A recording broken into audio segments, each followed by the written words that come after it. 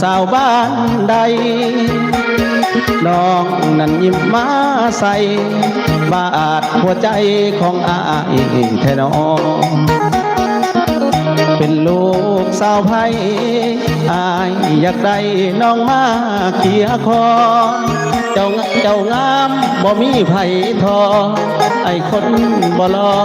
อยากขอเป็นแฟนยิ่งเบิ่งยิ่งงามอายสิตามเมื่อทรงหอดบ้าน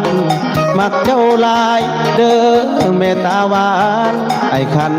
อาสาเป็นคู่ควงแขนสีใดบ่นอบอกแม่พ่อไอ้เว้าแปน